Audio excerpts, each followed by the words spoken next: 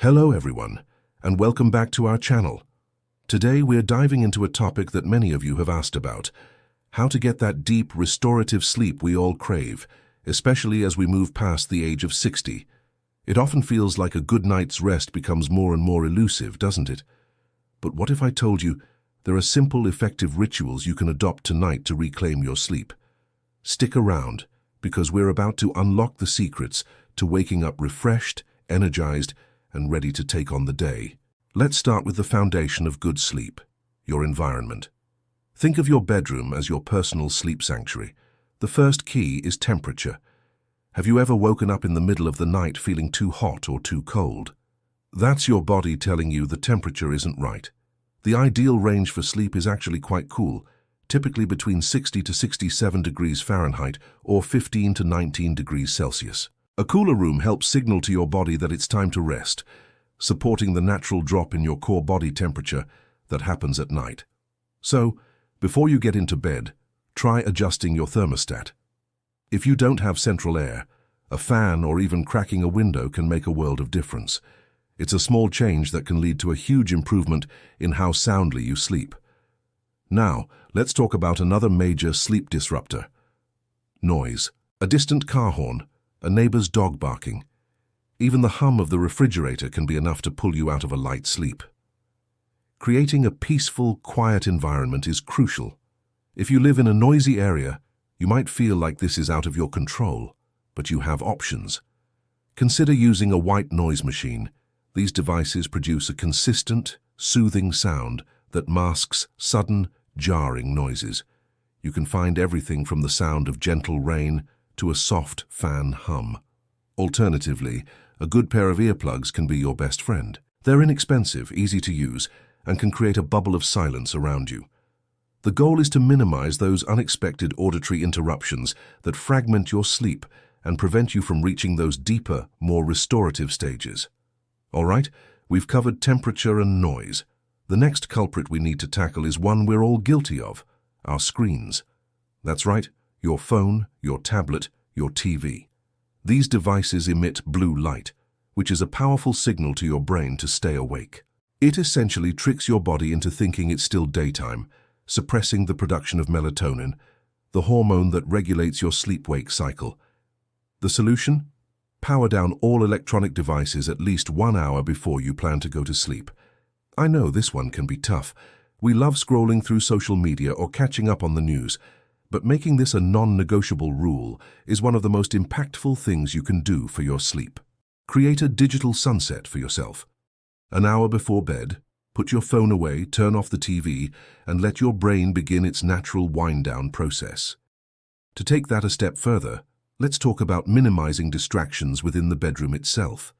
It's incredibly common for our bedrooms to become multi-purpose rooms: an office, a gym, a movie theater. But for optimal sleep, your bedroom should be for sleep and intimacy only. When you have electronic devices like a TV or a computer in your room, your brain begins to associate your sleep space with wakeful activities. Seeing your work laptop on the nightstand can trigger thoughts about your to-do list, creating stress and anxiety right when you should be relaxing. The best practice? Remove these devices from the bedroom entirely. Charge your phone in another room overnight. If you use it as an alarm, consider getting a simple, old-fashioned alarm clock. This physical separation helps reinforce the mental association between your bed and restful sleep, making it easier to switch off your mind and drift off. By creating this designated sleep space, you're sending a powerful message to your brain. This room is for rest. This is your sanctuary. This is where you recharge. If removing all electronics isn't possible, try to conceal them. Put your laptop in a drawer. Cover the TV with a cloth. The idea is out of sight, out of mind. We want to eliminate any visual cues that could stimulate your brain and keep you from relaxing.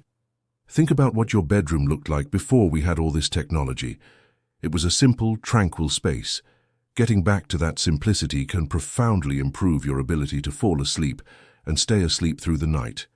It's about respecting the purpose of the room and, in turn, respecting your own need for quality rest. So, you've turned down the thermostat, blocked out the noise, and powered down your screens. Now, what do you do for that last hour before bed? This is your golden hour. This is the time to embrace calming wind-down activities.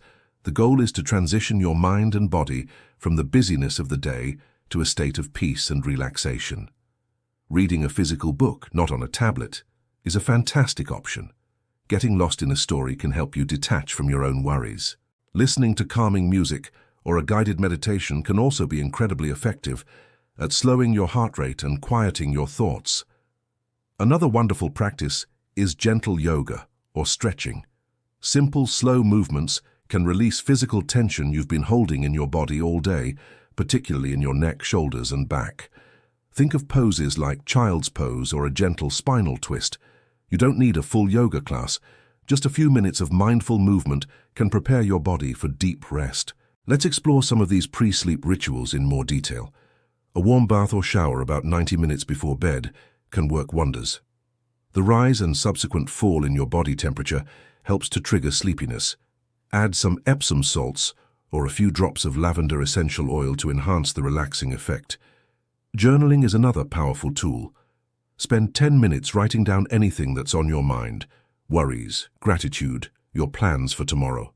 Getting these thoughts out of your head and onto paper can prevent them from swirling around when you're trying to fall asleep. Or you could try a simple breathing exercise.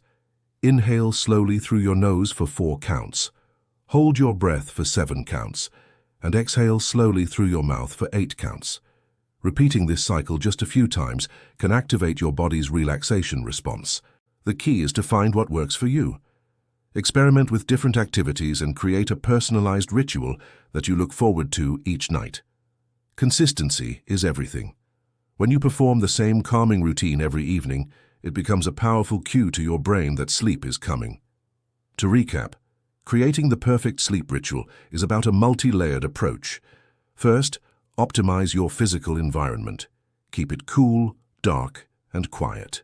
Second, establish a digital curfew by turning off all screens at least an hour before bed and removing them from the bedroom if possible. And third, replace that screen time with a consistent, calming wind-down routine that you enjoy. Whether it's reading, stretching, meditating, or taking a warm bath, this pre-sleep ritual is your personal transition into a state of tranquility. It might feel like a lot to change at once, so start small. Pick 1 or 2 of these tips to implement this week and see how you feel. Remember, improving your sleep is a journey, not a race. Be patient and kind to yourself as you build these new, healthy habits. The reward, waking up feeling truly rested and revitalized, is absolutely worth the effort. Thank you so much for joining me today. I truly hope these tips help you on your path to better sleep. If you found this video helpful, please give it a thumbs up and consider subscribing to our channel for more content on living your best, healthiest life after 60. And don't forget to hit that notification bell so you never miss an update. We'd love to hear from you in the comments below. What are your go-to sleep rituals? Sharing your experiences can help everyone in our community. Sweet dreams, and we'll see you in the next video.